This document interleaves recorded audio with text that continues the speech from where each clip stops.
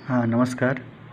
पूर्व के लेक्चर में हम लोगों ने जानने की कोशिश की थी कि मूल्यपरक शिक्षा क्या है और इसकी आवश्यकता क्या है, understanding value education and what is the need for value education. और इस क्रम में हमने जाना कि लगातार मनुष्य की तमाम सारी इच्छाएं उसके जीवन में बनी रही हैं और वो एक खुशहाल ज़िंदगी, एक पूर्णता वाली ज़िंदगी जीना चाहता है। वो जीवन में जो कुछ भी करता है वो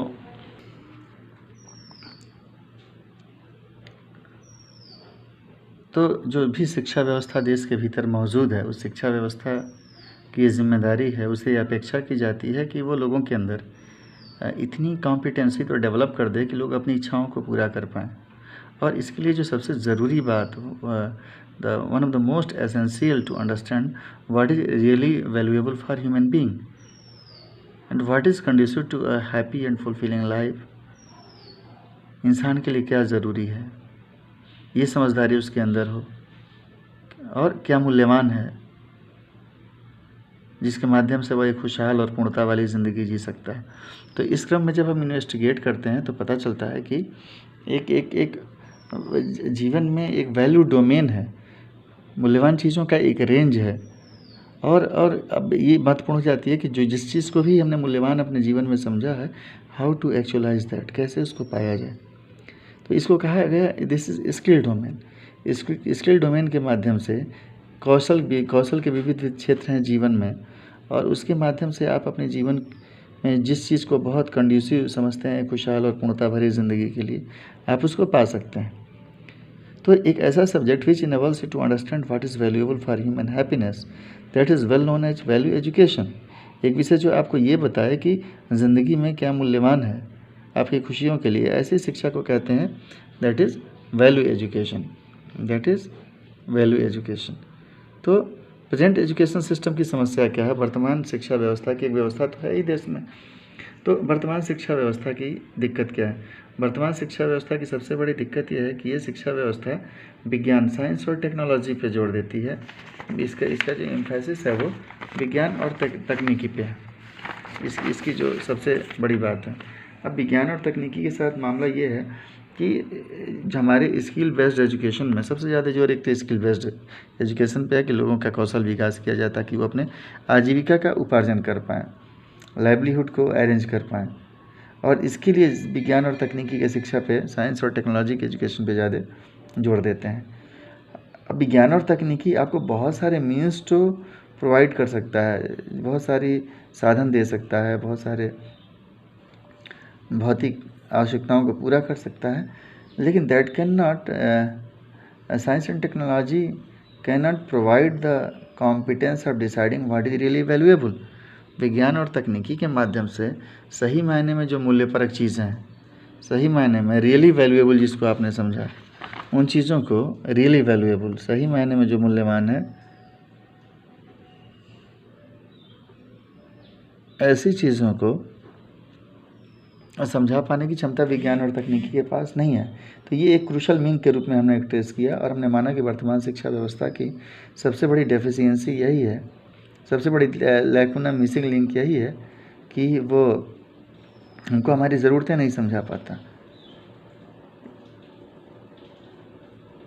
तो इसलिए यह बहुत बड़ा संकट है कि जिसके कारण व्यक्ति, समाज और पर्यावरण के स्तर पे, जीवन के कई स्तरों पे हम समस्याओं को देख रहे हैं, समस्याओं से परेशान है, पूरी दुनिया परेशान है। और दुनिया एक ऐसे रास्ते पर चल निकली है जहाँ पर्यावरण से लेकर के मनुष्य का निजी जीवन, पारिवारिक जीवन, सामाजिक जीवन, ये सब तबाह हुए जा रहा है।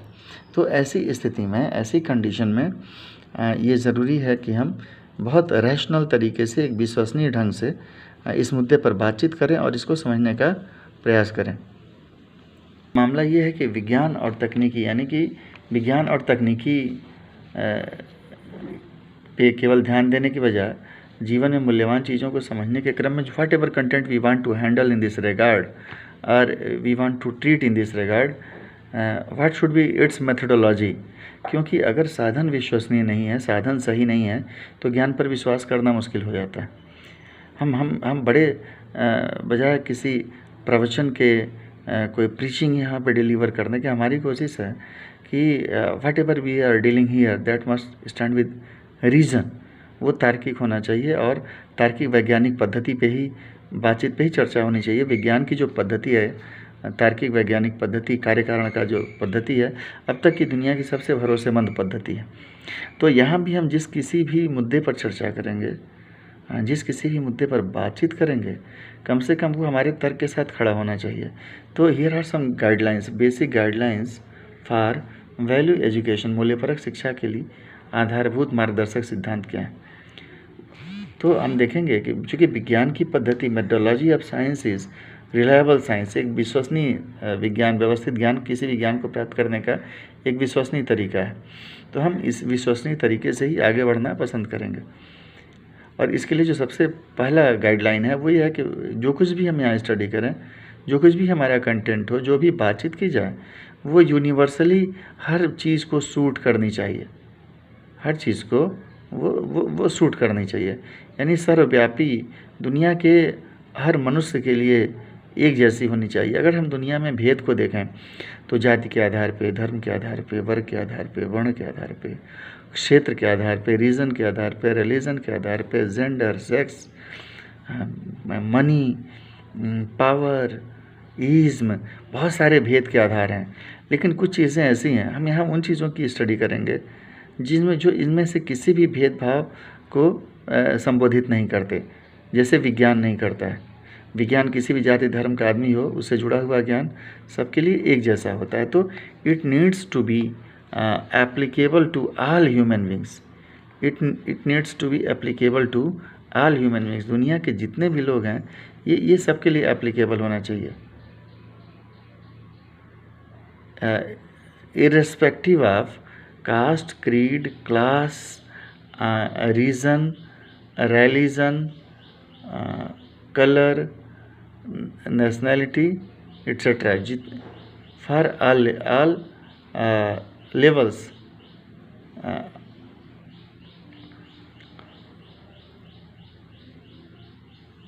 For all time, for all times. वो हर समय के लिए, हर समय के लिए वो एक जैसा होना चाहिए और वो व्यक्ति और व्यक्ति के आधार पे वह ज्ञान या वह तरीका नहीं बदलना चाहिए।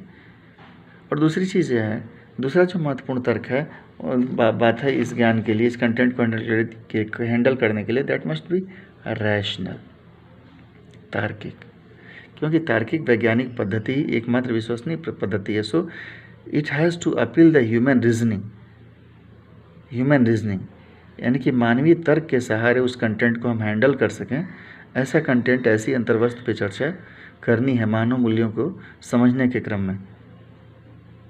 तीसरी एक महत्वपूर्ण चीज़ है, हमने विज्ञान से ली है कि विज्ञान जब भी जो भी सिद्धांत देता है, जिन तथ्यों पे बात करता है, जिन अवधारणाओं पे बात करता है, that is natural and verifiable, यानी कि वो सहज है और उसकी पुष्टि की जा सकती है। कोई भी व्यक्ति जांच पर रख के उसको देख सकता है।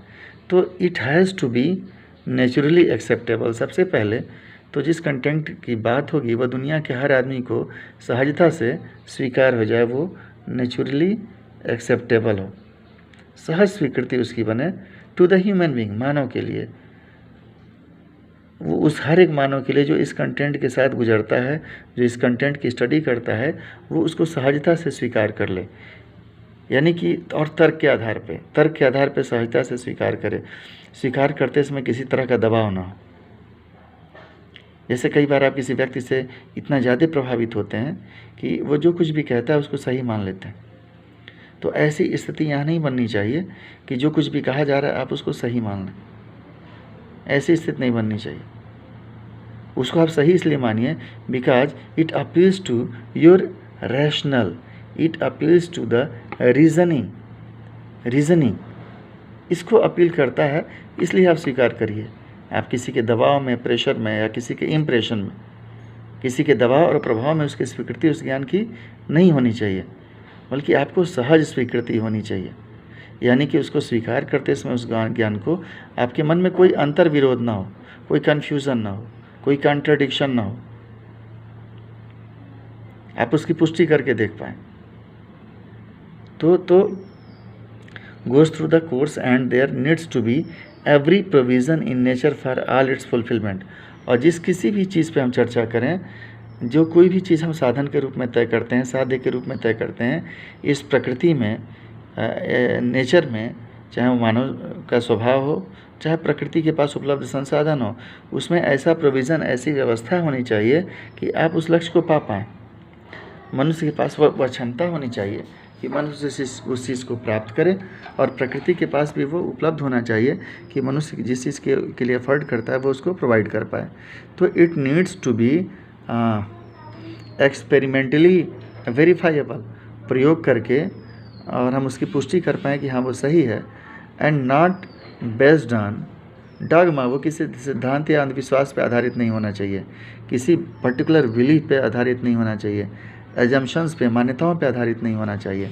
बहुत सारी बातें आप समाज में देखते हैं कि कहावतों के माध्यम से चलती हैं, कथाओं के माध्यम से चलती हैं, किंवदंतियों के माध्यम से चलते हैं, और पीढ़ी दर पीढ़ी, जनरेशन टू जनरेशन लोग उसको स्वीकार कर लेते हैं बिना किसी तर्क के, क्योंकि हमारे बाप दादा ने वैसा किया था, हमारी पीढ़ियों ने ऐसा किया था, या समाज के किसी श्रेष्ठ व्यक्ति ने ऐसा किया था, तो हम स्वीकार कर लेते हैं। लेकिन यहाँ ऐसा नहीं करना है। यहाँ जब तक आपकी जो कुछ भी कह रहे हैं आप, अगर वो एक्सपेरिमेंटली वैलिडेट नहीं होता, अगर आप एक्सपेरिमेंटली उसको वेरीफाई नहीं कर पाते, तो आप उसको स्वीकार मत करिए। That must B experimentally verifiable. जिस तरीके से विज्ञान में कोई भी छात्र है, जो भी कक्षा में सिद्धांत की चर्चा होती है, वो लैब में जाता है और लैब में जा कर के वह चेक करके देखता है कि वो सही है कि नहीं है। वो एक्सपेरिमेंटली वेरीफाई करता है उसको, वेरीफाई करने के बाद उसकी प्रामाणिकता की जांच करने के बाद उसको स्वीकार करता है। तो यहाँ भी अपेक्षा यही है कि जो भी आपका ज्ञान है, जो भी कुछ आप प्राप्त कर रहे हैं ज्ञान के रूप में, वो किसी सिद्धांत पे आधारित ना हो, और अगर कोई सिद्धांत है तो एक बार उसको एक्सपेरिमेंटली वैलिडेट करके देख लें कि वो सिद्धांत सही है कि नहीं। अंधविश्वास ना हो, किसी विश्वास पे। आप बहुत तमाम धार्मिक पुस्तकों पे विश्वास करते हैं, तमाम बड़े वैज्ञानिकों पे विश्वास करते हैं, व्यक्तियों पे विश्वास करते हैं। आप एक बार आप अगर मान लीजिए कि टीचर ने किसी विद्युत का कोई नियम, इलेक्ट्रिसिटी के फ्लो का कोई नियम आपको बताया, तो आप क्लास में, कक्षाओं में पढ़ने के बाद, आप लैब में जाने के बाद ही उस पर विश्वास करते हैं। तो ठीक इसी तरीके से किसी धार्मिक पुस्तक में कोई बात कही गई है, चाहे वो दुनिया का, irrespective of any particular religion, दुनिया का कोई भी धर्म हो, उसमें जो बातें कही गई हैं, एक बार, क्योंकि आप ये देखिए ना कि वो बातें हमारे जीवन को नियंत्रित करती हैं, नियमित बनाती हैं। हम उन पे विश्वास करते हैं, उसी के आधार पे हम अपने रोज़मर्रा की ज़िंदगी से लेकर के जीवन के विशिष्ट पक्षों को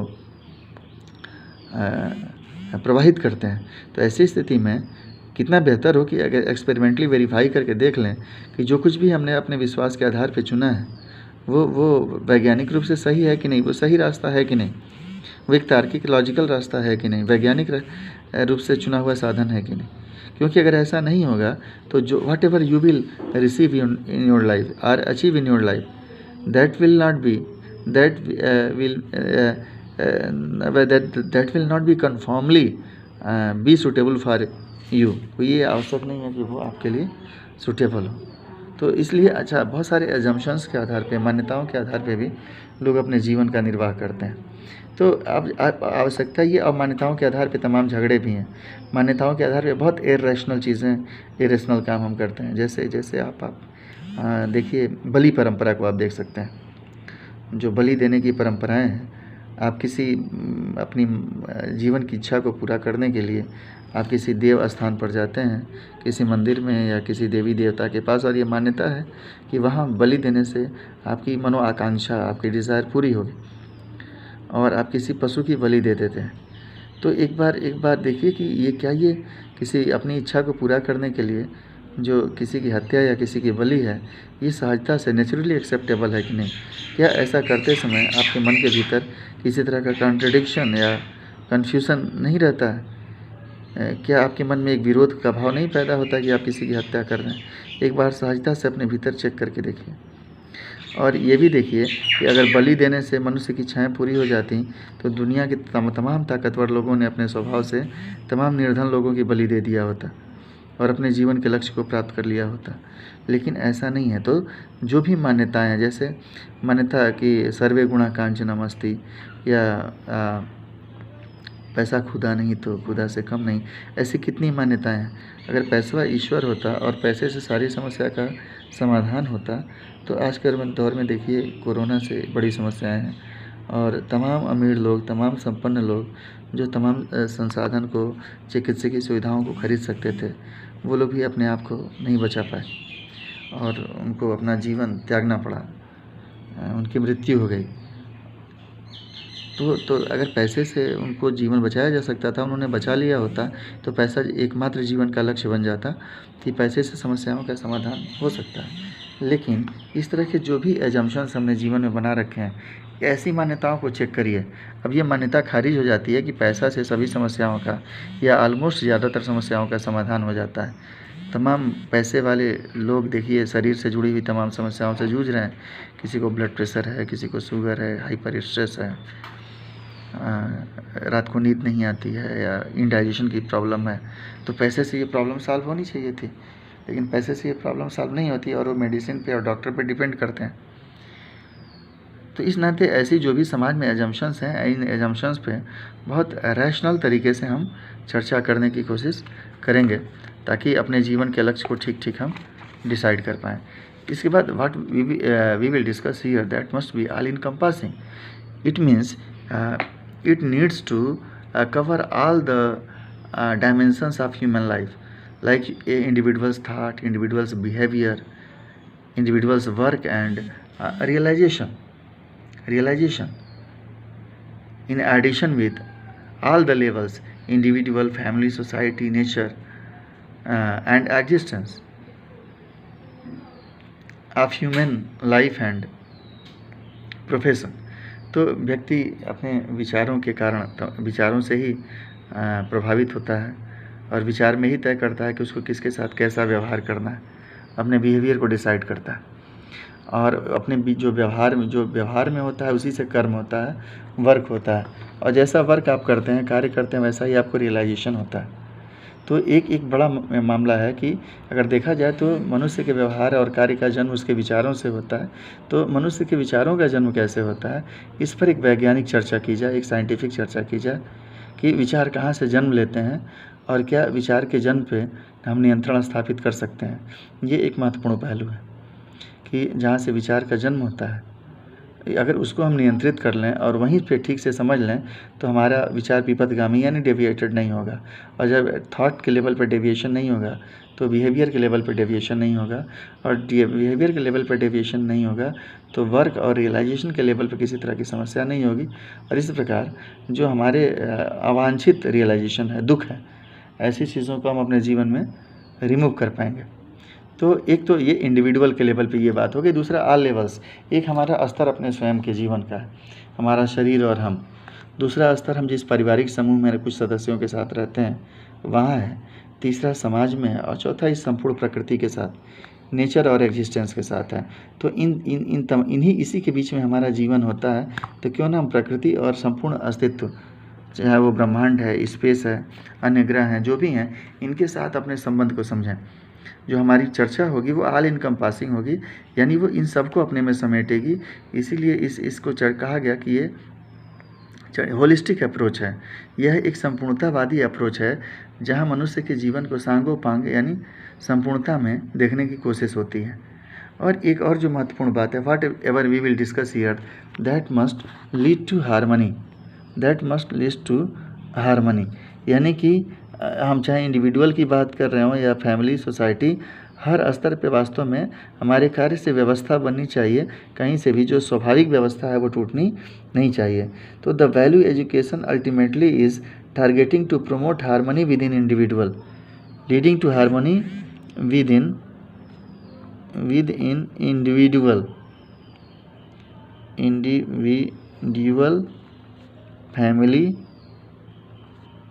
फैमिली, सोसाइटी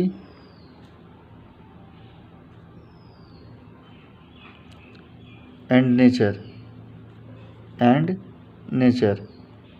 मतलब it leads to harmony among people, harmony in individual, harmony in family, harmony in society, जिसको हमने कहा कि वसुधैव कुटुम्बकम, यानी कि इस विचार तक पहुंचने के लिए कि वह पूरी दुनिया एक परिवार है और हमारा जो अस्तित्व है वो एक सह अस्तित्व है, इस विचार तक पहुंचने के लिए हमको मूल्यपरक शिक्षा की आवश्यकता है। और जब तक हम इसको नहीं प्राप्त करेंगे तब तक जीवन के कई स्तरों पर समस्या बनी रहेगी। अब एक महत्वपूर्ण बिंदु है कि what is content of value education, मूल्यपरक शिक्षा का कंटेंट क्या है। Content of value education, content of value education यानी मूल्यपरक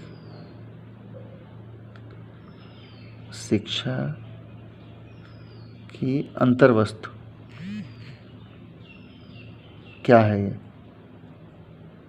तो आप एक चीज़ देखेंगे कि किसी भी यूनिट, कोई भी इकाई है, कोई भी यूनिट है, तो उस यूनिट की वैल्यू इस बात पर निर्भर करती है कि जिस भी व्यवस्था का वो पार्ट है उसमें उसकी भागीदारी क्या है। जैसे ऐसे देखिए कि value of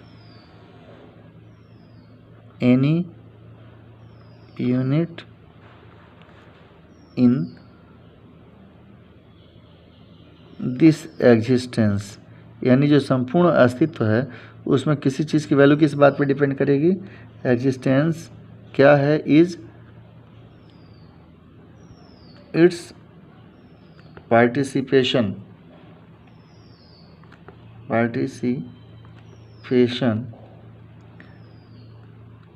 in the larger order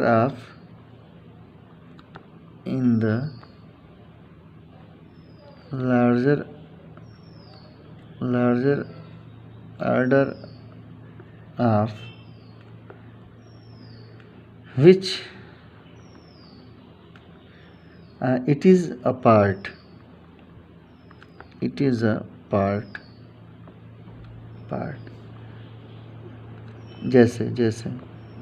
जैसे value of a pen, is that it can write,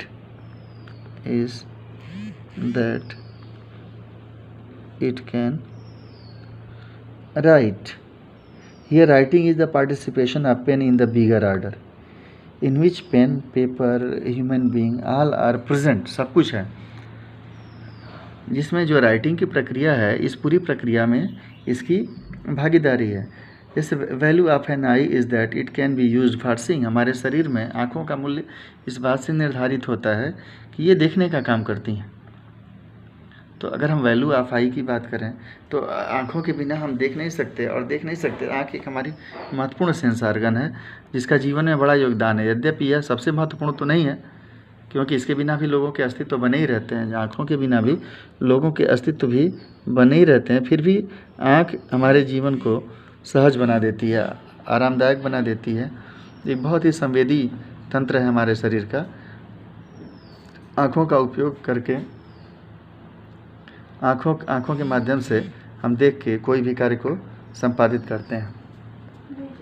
तो वैल्यू ऑफ आप जैसे आप प्रकृति में आप सब्जियों को देखिए। Value of spinach plant is that it gives nutrition to animal and humans. अब उस सब्जी को किस तरह का न्यूट्रिशन प्रोवाइड करता है, इस पर डिपेंड करता है कि वो पर्टिकुलर जो भी न्यूट्रिएंट प्रोवाइड करता है उसका क्या इम्पोर्टेंस है हमारे जीवन में।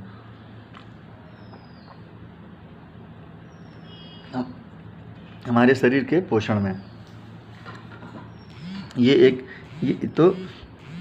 ये सारे सवाल, इस तरह के जो भी तर्क हैं, अब इन्हीं तर्कों के माध्यम से हम समझें कि what is the value of human being, what is the value of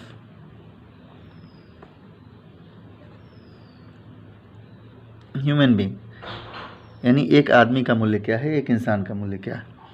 ये एक महत्वपूर्ण सवाल है। तो दिस क्वेश्चन इम्प्लाइज, ये क्या संकेत करता है, what is the participation of a human being in the bigger order.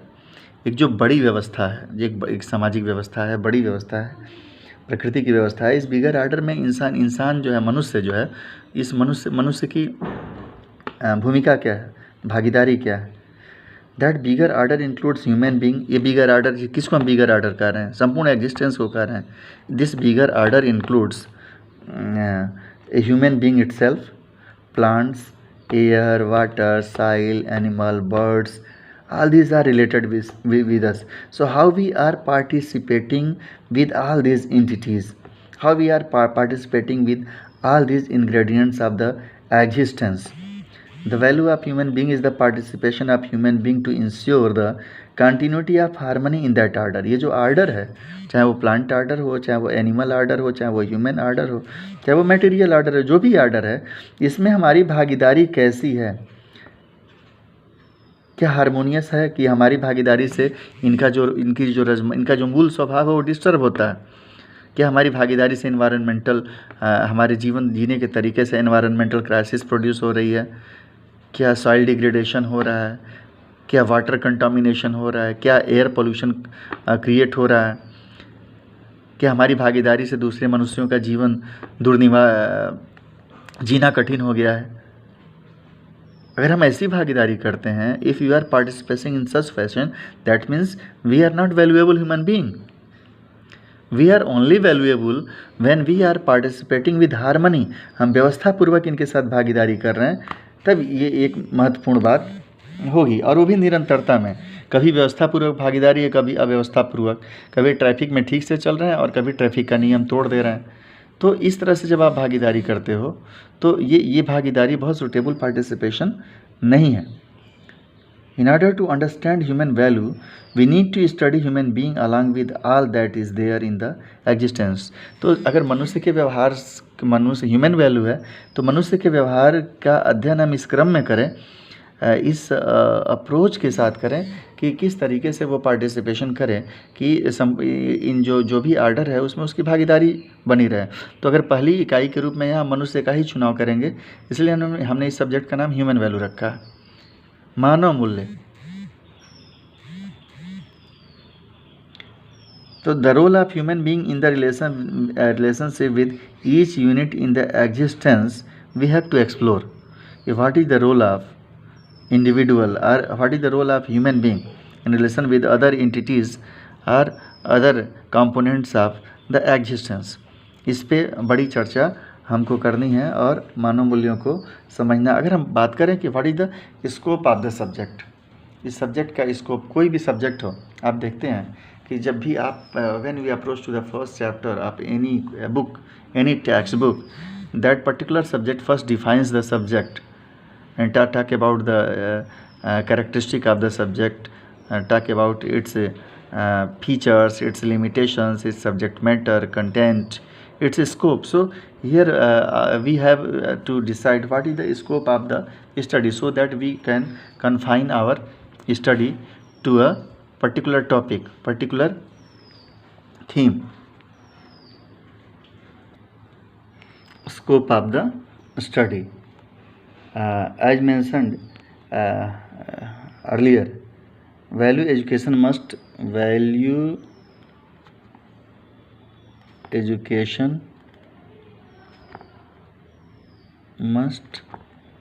include, क्या क्या इसमें होना चाहिए? Number 1, all dimensions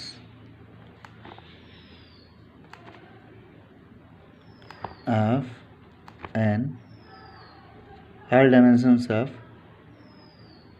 human being. कौन कौन से डायमेंशन?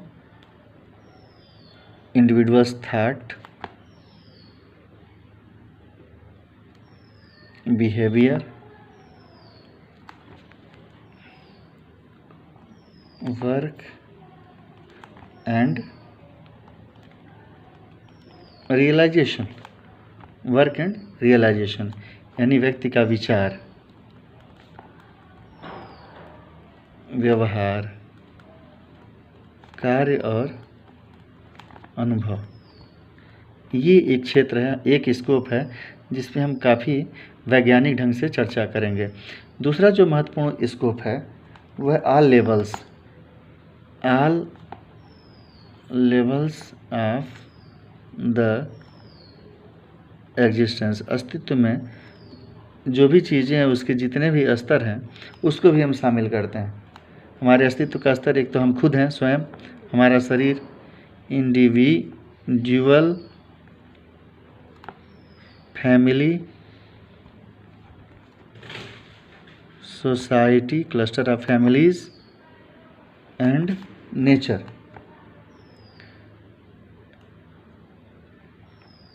नेचर एग्जिस्टेंस एक ये है।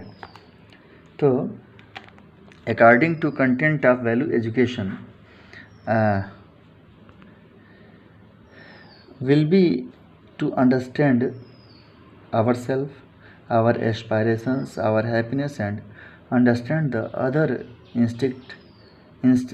entities in existence vis-a-vis the human being. Understand the goal of human life comprehensively, बड़ी व्यापकता के साथ मनुष्य के जीवन के लक्ष्य को समझने की ज़रूरत है। Understand the इनेट inter connectedness. एक आप देखेंगे, हम अगर हम बात करें पहले तो ऊपर ही चलते हैं, देखते हैं कि मैंने अभी आपसे बातचीत किया, मैंने कहा कि जो व्यक्ति का विचार है वही उसके व्यवहार को डिसाइड करता है, कार्य और अनुभव को। तो कहीं ना कहीं मनुष्य के विचार और व्यवहार से ही, कार्यों से ही इस पूरे दुनिया का जो भी प्रपंच है, जो भी फिनोमेना है, उसको डेवलप किया गया है। तो एक तो विचारों के स्तर पे काम करना है, फिर देखना है कि उसके विचार कैसे, उसका व्यवहार कैसे निर्धारित होता है, कार्य और कार्य का परिणाम क्या निकलता है, क्योंकि कार्य के परिणाम का संबंध हमारे सुख और दुख के अनुभव से है या हमारे जीवन की सफलता से है।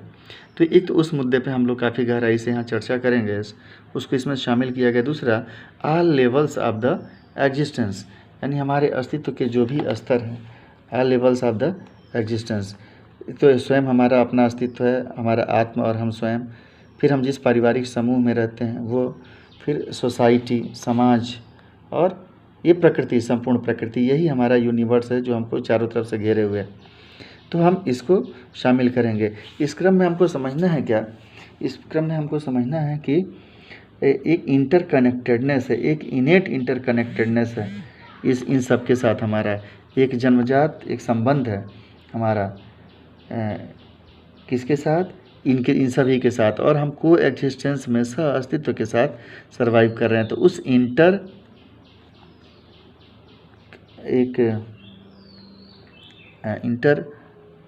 कनेक्टेडनेस को समझना है जो इन सब के साथ बना हुआ है, जो हमारा अंतर संबंध है।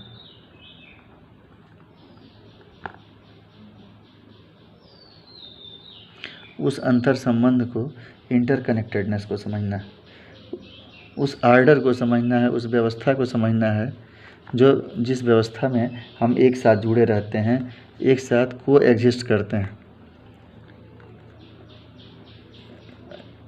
इन को एग्जिस्टेंस, एक दूसरे के साथ हमारा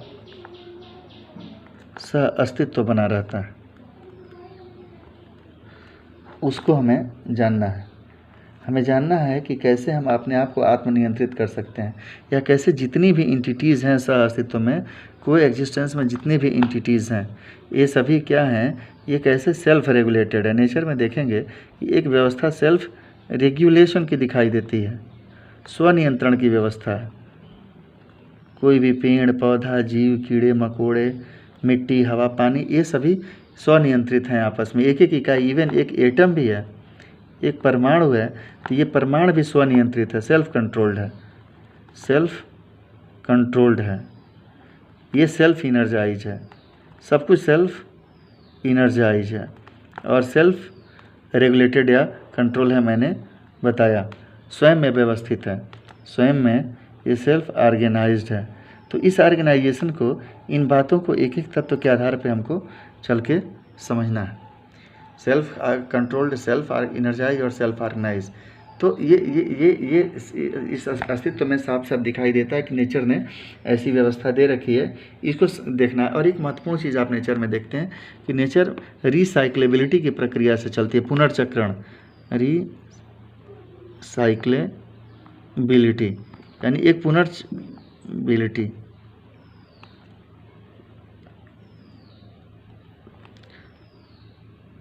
पुनर्चक्रण की व्यवस्था साफ साफ प्रकृति में हमको दिखाई देती है। तो इस पुनर्चक्रण की व्यवस्था को भी हमें ठीक से समझना है कि प्रकृति कैसे, देखिए मौसम कैसे बदलते रहते हैं, जीवन और मृत्यु कैसे चलता रहता है। आपको सारी चीज़ें एक साइकिल में दिखेंगी, कैसे पत्तियां गिरती हैं, फिर वो खाद में बदल जाती हैं और फिर उसी पौधे को पोषण देती हैं, इस पौधे से वो टूटी होती हैं और कैसे उसमें फिर से पौधे उगाते हैं। तो एक चक्रण का सिद्धांत दिखाई देता है। तो इस रिसाइक्लेबिलिटी को भी हमको समझना है। तो it should encompass understanding of harmony at various levels, namely individual, family, society, nature and existence, and finally it is to learn to live in according with the understanding of being vigilant to our thought, behavior and work। हमको अपने व्यवहार के प्रति, अपने विचार के प्रति, अपने कार्य के प्रति हमको लगातार विजिलेंट रहना है, ये आपसे अपेक्षा की जाती है। अब वैल्यू एजुकेशन की आगे हम वैल्यू एजुकेशन की प्रक्रिया को समझेंगे। जो अगला पार्ट हमारा होगा, अगला वीडियो होगा, वो इस पर होगा कि what is the process for value education, and in this line we will study about the self exploration as the process for value education. इस वीडियो को हम यहीं समाप्त करते हैं।